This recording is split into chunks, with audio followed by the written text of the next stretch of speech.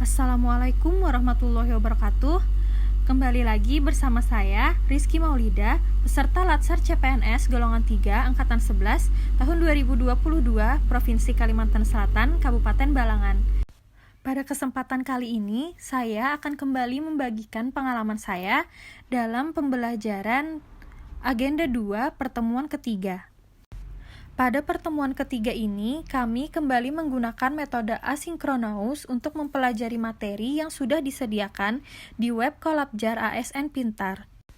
Pada materi ini, kami diminta untuk memberikan contoh upaya membangun budaya core value ASN berakhlak dalam melaksanakan tugas sehari-hari sebagai ASN yang profesional dengan mengidentifikasi potensi penghambat dan cara mengatasinya. Pada nilai berorientasi pelayanan, upaya yang dapat dilakukan yaitu meningkatkan mutu pelayanan agar masyarakat menerima pelayanan secara prima. Potensi hambatan yang mungkin terjadi adalah adanya lingkungan kerja yang penuh tekanan dan jumlah petugas yang tidak seimbang dengan jumlah pasien yang datang, sehingga menyebabkan komunikasi yang buruk antara petugas dengan pasien. Hal ini dapat menyebabkan pasien tidak menerima pelayanan dengan baik dan efeknya adalah menurunnya mutu pelayanan di puskesmas. Potensi hambatan ini dapat diatasi dengan menambah jumlah petugas atau melakukan pelatihan pelayanan untuk petugas puskesmas agar dapat meningkatkan kemampuannya dalam melakukan pelayanan, serta rajin melakukan survei untuk meminta kritik dan saran dari masyarakat. Pada nilai akuntabel, upaya yang dapat dilakukan yaitu melaksanakan pelayanan sesuai dengan jadwal yang sudah tersedia. Potensi hambatannya yaitu masih adanya petugas yang datang tidak tepat waktu sehingga menyebabkan terjadinya keterlambatan dalam pelayanan.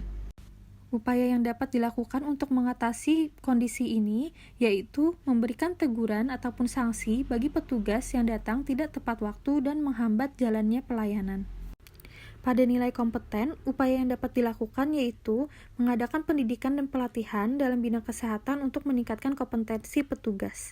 Potensi hambatannya adalah masih adanya petugas yang hanya berfokus pada kemampuannya saat ini dan melakukan pekerjaan seadanya. Upaya untuk mengatasi hambatan ini dapat dilakukan dengan rutin mengadakan seminar dan pelatihan ataupun studi banding untuk meningkatkan kompetensi petugas. Pada nilai harmonis, upaya yang dapat dilakukan yaitu saling membantu antar petugas yang ada di puskesmas dalam melaksanakan tugas seperti program-program yang dimiliki beberapa bidang di puskesmas.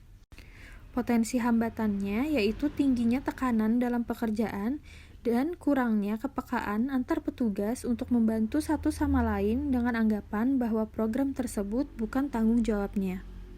Upaya yang dilakukan untuk mengatasi hambatan ini yaitu sering melakukan kegiatan bersama untuk seluruh petugas puskesmas agar tercipta lingkungan kerja yang akrab dan nyaman.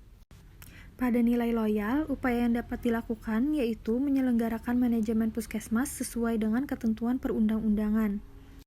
Potensi hambatannya adalah kemungkinan terjadinya pelanggaran terhadap peraturan itu sendiri. Upaya untuk mengatasi hambatan ini dilakukan dengan memberikan sanksi kepada petugas yang melakukan pelanggaran. Pada nilai adaptif, upaya yang dapat dilakukan yaitu mewujudkan sumber daya manusia yang profesional sesuai dengan perkembangan zaman. Potensi hambatannya yaitu semakin berkembangnya teknologi secara cepat sehingga masih ada petugas yang tidak menguasai teknologi secara maksimal. Hal ini dapat diatasi dengan melakukan kegiatan pelatihan secara rutin yang dapat diikuti oleh para petugas untuk mengikuti perkembangan yang ada sesuai dengan bidangnya masing-masing. Yang terakhir, pada nilai kolaboratif, upaya yang dapat dilakukan yaitu contohnya seperti dokter yang bekerja sama dengan apoteker untuk mengadakan kegiatan pelayanan home care.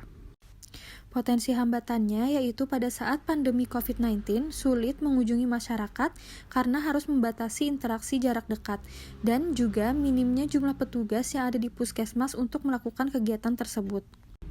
Hal ini dapat diatasi dengan menerapkan protokol kesehatan saat menjalankan kegiatan home care dan menjadwalkan kegiatan agar tidak mengganggu kegiatan pelayanan lainnya. Sekian pengalaman yang dapat saya bagikan. Terima kasih. Wassalamualaikum warahmatullahi wabarakatuh.